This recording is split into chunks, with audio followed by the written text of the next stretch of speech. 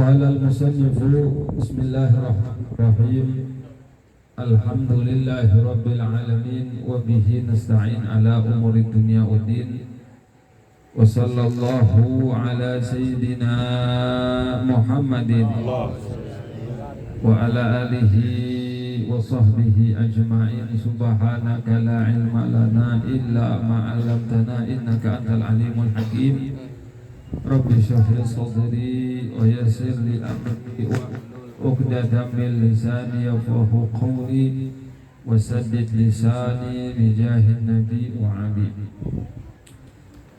قال المصنف رحمه الله تعالى ونفعنا به وبعلومه في الدارين آمين. فصل الذي yathuru minan najasati salasatun. Di kita seperti biasa ya, majlis taklim Lailatul Isnin, yang mana yang kita baca kitab Safinatun Najah. Dan pada malam hari ini berbarengan juga dengan acara tahlil atau 40 hari dari mertuanya Bang Geri, siapa namanya tadi mertuanya? Ibu Kuwati binti Wongsorejo. Nah, kita doakan nih, mudah-mudahan Ibu Kuwati Allah jadikan kuburannya raudhah min riyadil jannah dan kelak mendapatkan syafaat dari Nabi kita Muhammad sallallahu alaihi wasallam.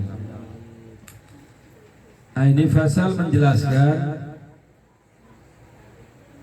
yang bisa menjadi suci dari najis itu ada 3. Jadi ada 3 hal yang mana najis tersebut bisa menjadi suci. 3 hal doang nih. Jadi najis itu gak bisa jadi suci. Kalau bentuknya asli najis gak bisa jadi suci. Tapi ada 3 hal yang mana dia ini bisa menjadi suci. Jadinya kalau kita mau tahu apa sih najis itu, penajis. Najis itu kalau bahasa fikihnya kullu mustaqdarin, semua yang dianggap jorok, yang dianggap jijik, itu najis tuh. Yamna'u sihatas sholah, yang mencegah keabsahan sholat. Min haitsu la murakhis, yang tidak dapat izin dari syariat untuk dimaksud. Itu najis namanya. Jadi najis itu semua yang menjijikan, yang dia menghalangi keabsahan sholat. Maaf, darah, kencing, kotoran hewan, pokoknya semua yang dianggap jijik yang mencegah keabsahan sholat itu namanya najis. Tetapi ada najis ini 3 yang dia bisa menjadi suci dengan sendirinya. Yang pertama al-khamru idza takhallalat binafsiha. Yang pertama khamr atau arak apabila dia berubah menjadi cuka dengan sendirinya. Karena orang kalau mau bikin cuka itu proses sebelumnya itu menjadi arak dulu, menjadi alkohol ya, atau menjadi anggur dulu. Sebelum proses dia menjadi cuka. Nggak tahu kalau sekarang bisa nggak langsung jadi cuka? Siapa yang ngerti kerja di tukang cuka ini, siapa? Nggak tahu kalau sekarang dari anggur harus jadi cuka, apa prosesnya ke alkohol dulu, khamr atau arak, baru nanti berubah menjadi cuka. Nah, khamr atau anggur, arak, dia kan najis tuh. Arak itu najis. Jadi kalau kena baju jadi najis, nggak bisa dia pakai buat sholat. Nah, arak ini, khamr ini, anggur ini Dia bisa menjadi suci dengan sendirinya kapan? Ketika dia berubah menjadi cuka. Nah, ketika dia berubah menjadi cuka, maka khamar tadi menjadi suci, tempatnya jadi suci, wadahnya jadi suci, tutupnya jadi suci. Jadi berubah dia dari anggur arak berubah menjadi cuka, dan itu suci dan menjadi halal. Itu yang pertama tuh. Najis yang bisa berubah menjadi suci. Nggak boleh ditambah-tambahin zat yang lain, nggak boleh. Jadi biar dia tuh fermentasinya berubahnya sendiri jadi cuka. Kalau misalnya ditambahin zat ini biar cepat berubah jadi cuka, nggak bisa. Tetap nanti dihukuminnya hukum najis. Itu khamar yang menjadi cuka.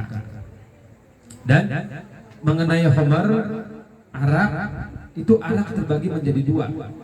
Jadi perlu kita tahu juga, ada arak yang muhtaromah, ada arak yang ghairu muhtaromah. Arak yang muhtaromah ini arak yang terhormat. Maksudnya apa terhormat? Dia dibuat memang tujuannya untuk menjadi cuka. Kan orang gak bakalan bisa bikin cuka kecuali jadi khamar dulu, jadi alkohol dulu, jadi arak. Nah itu namanya khamar yang terhormat. Kenapa dikatakan terhormat? Orang Islam gak boleh tuh numpahin, nggak boleh dipecahin, nggak boleh dibuang, nggak boleh. Itu yang muhtaramah. Nah atau juga yang kedua, khamar arak yang dibuat oleh orang kafir.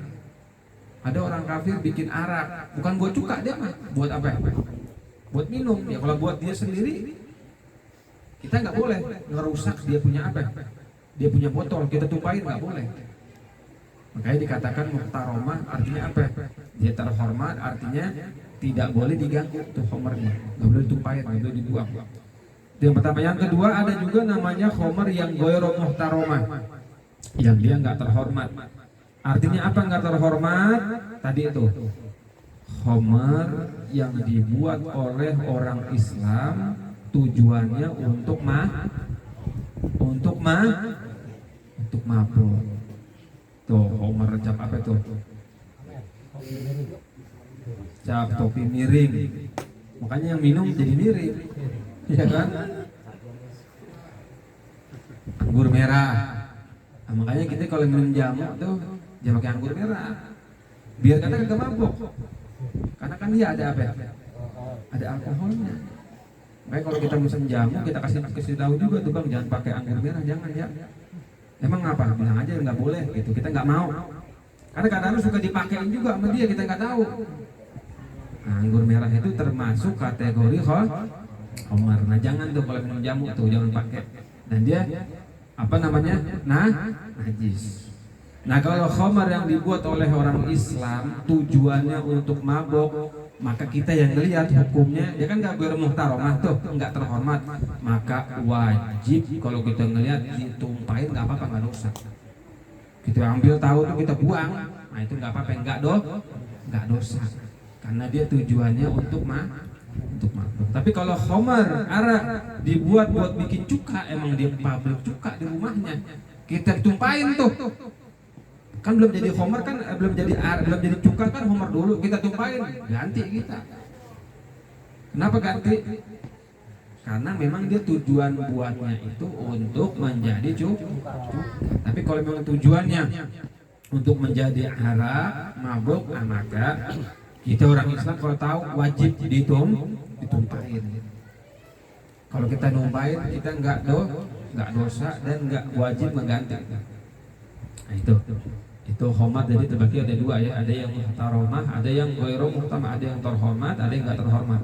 Yang terhormat tadi udah dijelasin, yang nggak terhormat juga tadi udah dijelasin. Yang pertama khamar. Yang kedua wajildul maitati idza dubigha, kulit bangkai apabila disamak. Jadi ini awal mulanya itu Nabi Muhammad SAW melihat istrinya Sayyidatuna Maimunah punya kambing. Akhirnya kambingnya mati. Ketika kambingnya mati mau dikubur, bangke kan nggak boleh dimakan. Hukumnya apa?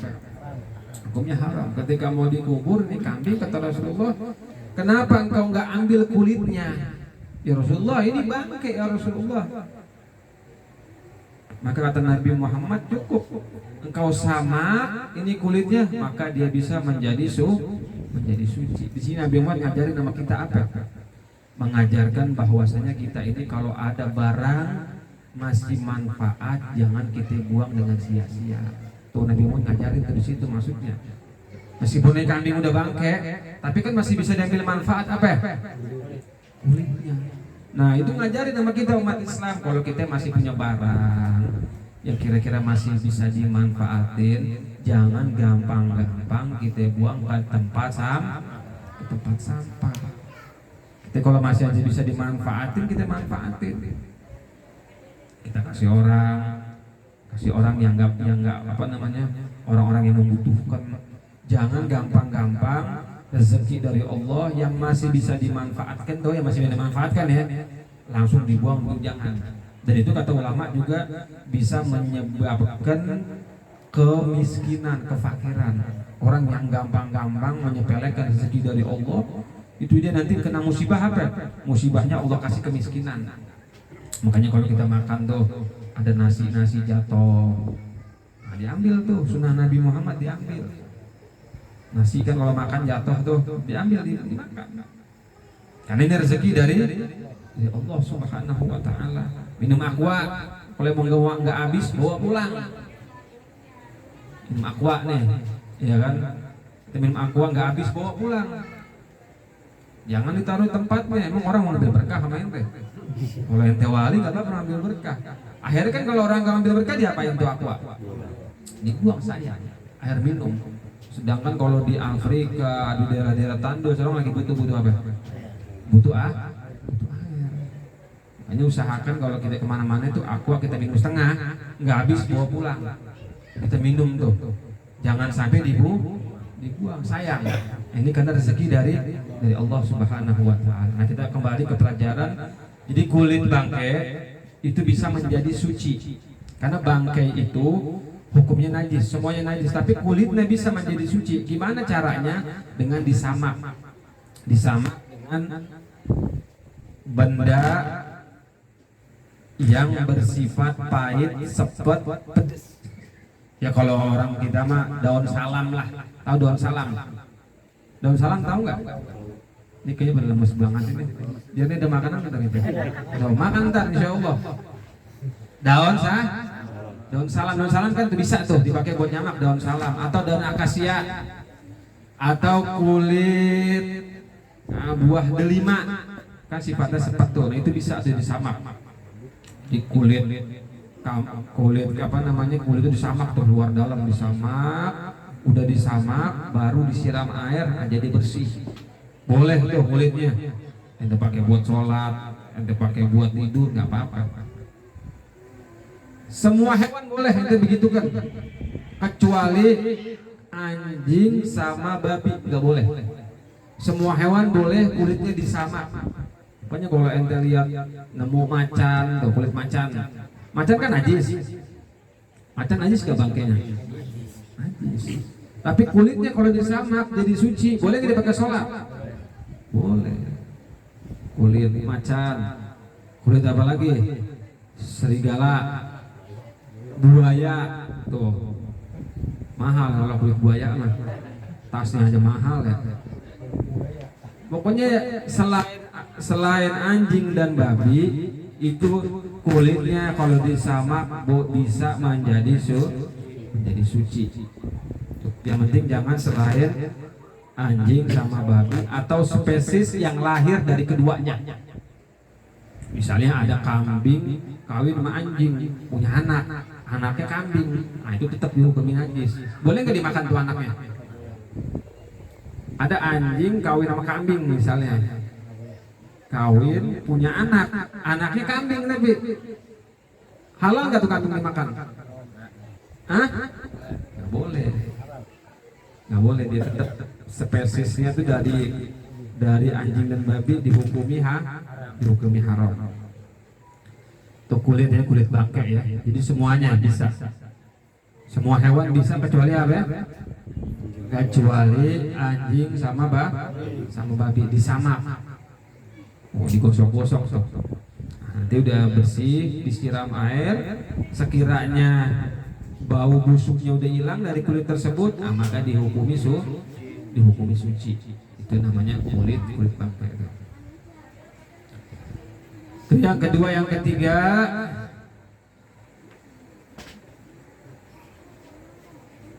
terus juga berhubungan dengan bangkai, anggota badan dari hewan yang terpisah itu dia hukumin juga hukum bangkainya. Tahu anggota badan hewan yang terpisah? Ada anggota badan hewan terpisah itu dihukumin ketika bangkainya dia. Kaki burung putus. Jadi bangkai apa enggak tuh kakinya? Burung masih hidup. Kakinya dibangkai apa enggak? Jadi bangkai. Nah kalau jadi bangkai najis, ente taruh di kantong ente, sholat ente kagak sah. Kenapa? Karena ente sholat membawa najis. Kalau zaman dulu ada tuh pernah ngetren gantungan kunci dari kupu-kupu ya. Ngalamin ya? Gantungan kunci dari apa ya? Kupu-kupu dipres tuh kupu-kupunya tuh. Nah, itu kadang-kadang nggak tahu sholat bawa najis, sholatnya kagak sah. Kecuali bulu atau bulunya dari hewan tersebut, maka dihukumi suci. Bulu ayam, tahu bulu ayam? Ada ayam, bulunya copot. Ente sholat ada bulu ayamnya tuh depan. Najis gak bulu ayam? Nggak najis. Kecuali bulu ayam doang tuh. Atau bulu kambing enggak. Tapi kalau bulu kucing najis gak? Nah, bulu kucing najis. Karena bangkainya dia tuh kucing itu bangkainya hukumnya hukuman najis. Nah kalau misalnya ekor ikan najis gak? Ada ikan kepotong, ada kantongnya tuh ikan. Ikannya masih hidup, kan jadi bangkai tuh. Najis nggak? Karena kalau bangkai ikan sama bangkai belalang itu nggak najis, cuma nggak najis. Yang ketiga, wa masoro hayawanan, dan binatang dan bangkai yang berubah menjadi hewan. Apa contohnya? Belatung. Kan belatung itu hasilnya dari bangkai. Nah, makanya belatung itu nggak najis hukumnya, walaupun dia asalnya dari bangkai, tapi dia nggak najis. Nah, jadi tiga hal yang bisa berubah menjadi suci. Tadi yang pertama khamar kalau berubah menjadi cuka. Yang kedua kulit bangkai kalau disamak. Yang ketiga hewan yang timbul dari bangkai, ya belatung itulah, itu dihukumi suci, nggak najis. An-najasatu salasun, najis terbagi menjadi tiga. Mughalladhatun wa mukhaffafatun wa mutawassitatun. Yang pertama namanya najis berat, yang kedua enteng, yang ketiga tengah-tengah antara berat dan ringan.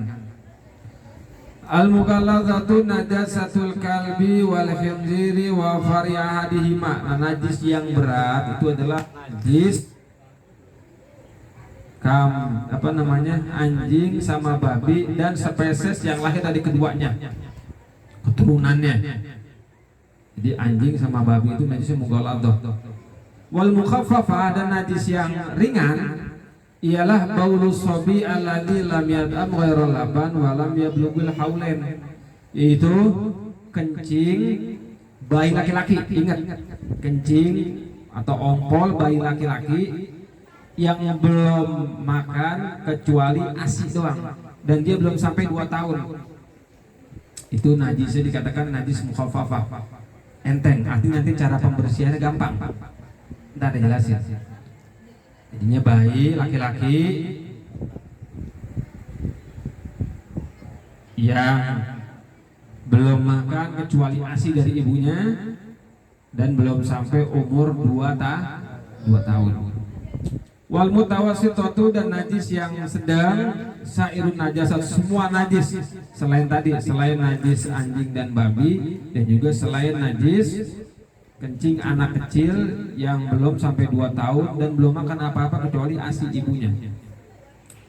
Al mugalladzatu tadhuru bi sab'i ghasalatin ba'da izalati aidiha ihdahuna bi turabin. Najis mughalladho yang berat itu bisa menjadi suci dengan 7 kali basuhan. Ba'da izalati ainiha, setelah bentuk najisnya itu dihilangin dulu. Jadi ainun najasahnya, bentuk najisnya dihilangkan dulu. Kemudian disa'ihdahuna biturabin, salah satu dari basuhan yang 7 itu dicampur dengan debu tanah. Jadi 7 kali basuhan setelah apa namanya tadi itu bentuk najis hilangin dulu. Dan salah satunya itu dicampur dengan tanah. Tapi kalau ente mau gampang, cara yang paling gampang udah ambil tanah aja. Ambil tanah, ente taruh di gayung. Misalnya di sini, maaf di sini ada tai apa? Tai anjing misalnya. Diambil dulu air najasahnya. Dibuangin dulu tuh bentuk najisnya. Diambil, dibuang, tanah sama air dicampur, udah keruh, siram 7 kali dah. 1, 2, 3 sampai 7 kali, maka tempat itu baru menjadi suci dengan 7 kali basuhan, baru bisa menjadi suci. Najis, entah itu najis anjing atau babi. Atau juga kalau orang bersentuhan dengan anjing tapi tangannya basah. Kalau kering enggak ya? Al-jaf bil jaf thahirun bila khilaf. Kalau kering sama kering itu dihukumi suci. Tapi kalau misalnya anjingnya basah atau tangannya basah, ente usap-usap tuh anjing atau babi, maka tangan ente menjadi najis. Najisnya apa? Najis mughalladh. Jadi cara penyucian kayak gitu. Dibasuh kali, salah satunya dicampur dengan apa? Dengan tanah.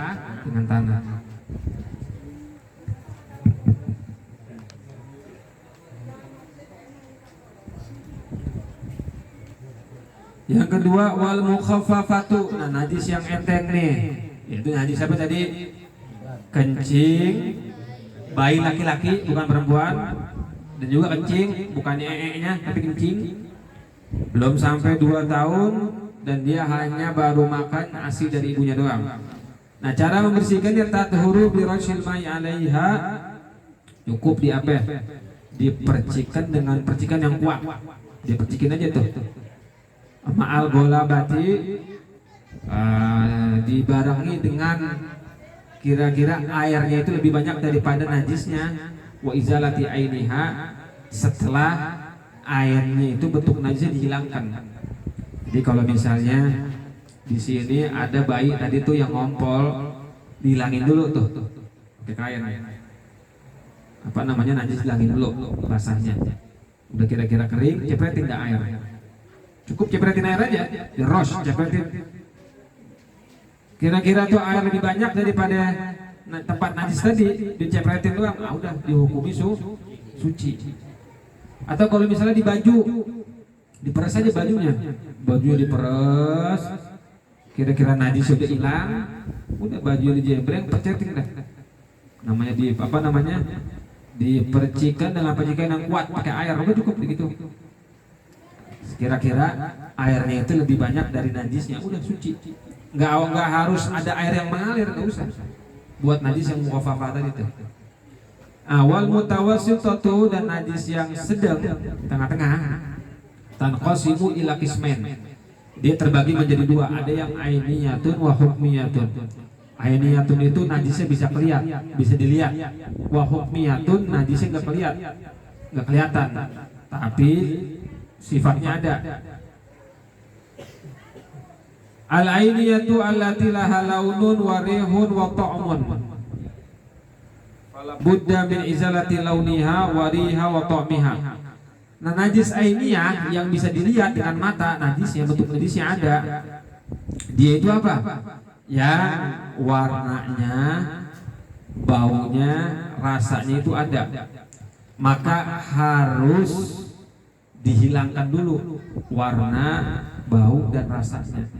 Jadi kalau ente mau bersihkan tai ayam atau tai kucing, jangan langsung disiram depan rumah kita. Kalau ente langsung siram pakai selang atau pakai apa, kain pel, itu najis semuanya nanti. Jadi caranya itu harus apa ya? Dihilangkan dulu tadi bentuk najisnya, diambil pakai tisu, dibuang, baru disiram pakai air, baru suci. Jadi dirubah dulu, dia jadi hukmiyah dulu.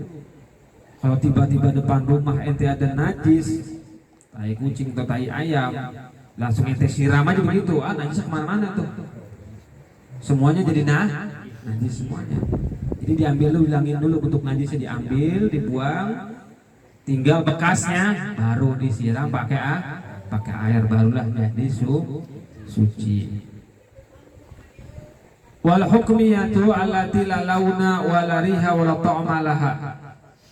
Nah, hukmiyah najis yang tadi, najis yang enggak kelihatan. Artinya ada sifatnya doang, cuman bentuk najis enggak kelihatan. Itu yang enggak ada warna, enggak ada bau, dan enggak ada rasa. Maka cukup bagi yakfika jarima alaiha. Maka cukup bagimu hanya dengan mengalirkan air di atasnya.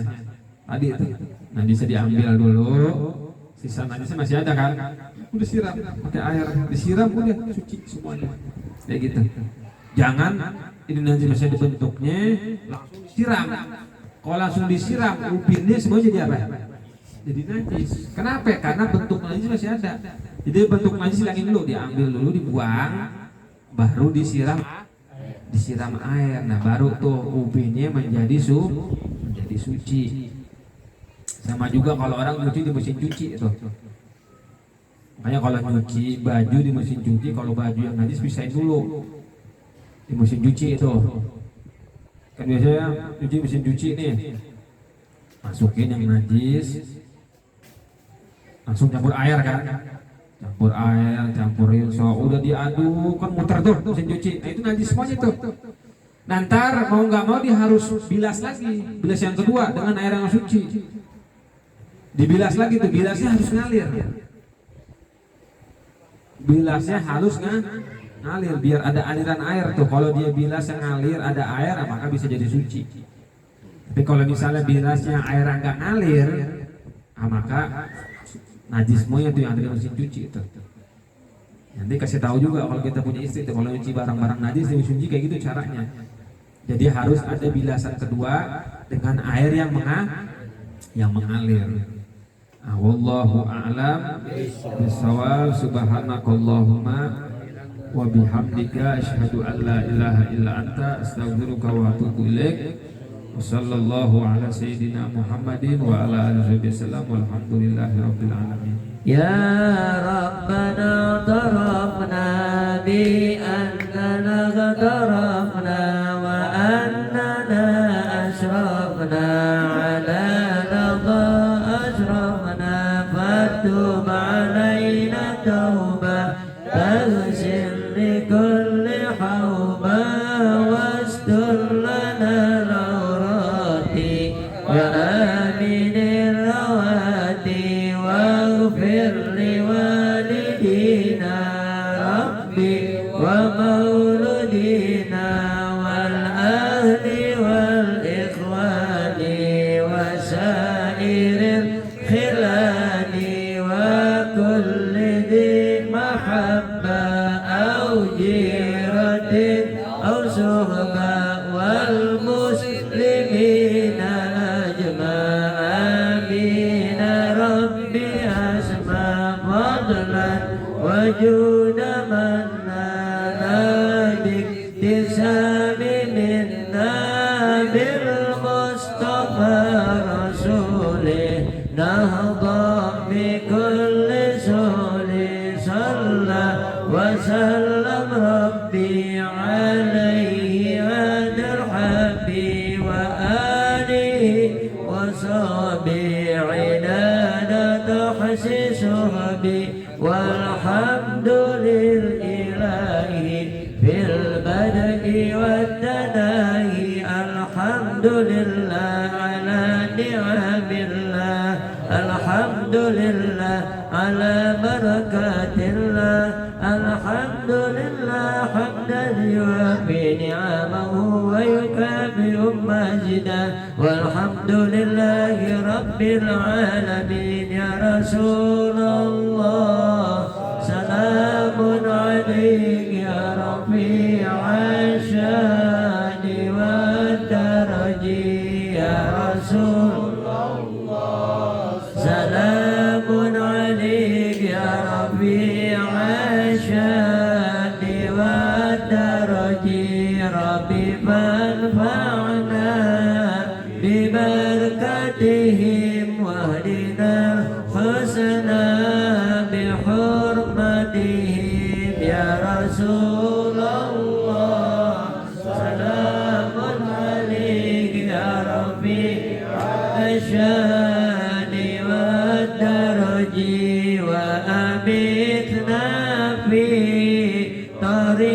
طريقتهم ومعافاتهم من الفتن يا رسول